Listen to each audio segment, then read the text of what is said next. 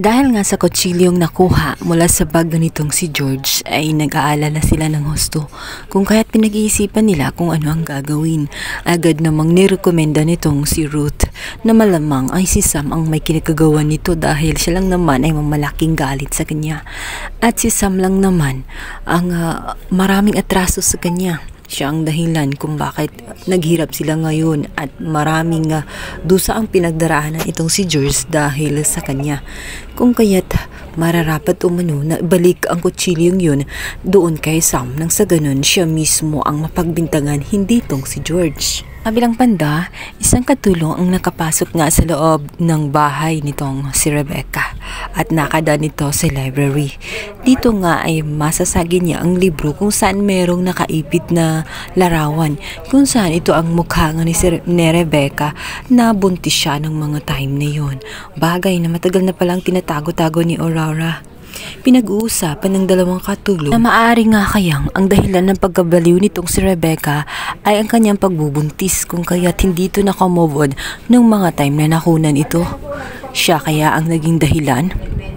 Maya-maya pa nga ay hindi nila namamalayan na biglang darating nga itong si Amando. Tinanong nito kung ano ang kanilang pinag-uusapan. Sinabi naman ng isa na pinag-uusapan nila ang litrato lang umano ng kanyang pinsan. Ngunit nagdududa na ng husto itong si Amando kung kaya't kinuha niya ang naturang litrato at magugulat siya dahil litrato ni Rebecca na buntis na matagal na nilang tinatago-tago.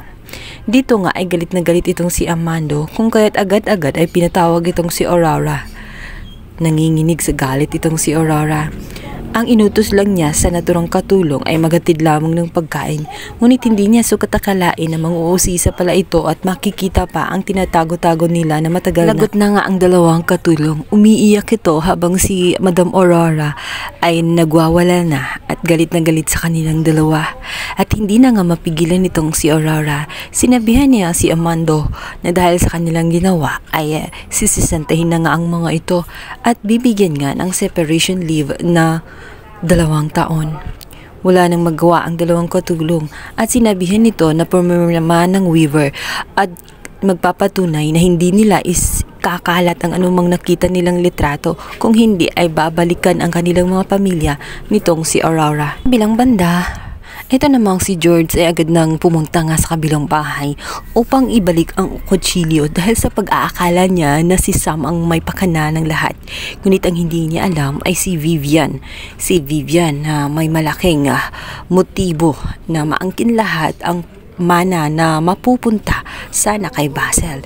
Nais niyang makasigurado na siya lang ang magiging reyna at wala nang iba pa. Kung kaya't gumagawa siya ng paraan na nang sa ganun isa-isang mawawala na nga itong si George at inutusan na nga niya itong si Ward na puntahan at pasukin ang naturang kwarto nitong si Sam. Nang sa ganun ilagay sa area ni Sam ang naturang kutsilyo kung saan nakita nga niya sa loob ng kanyang bag. Nagmamadali siya.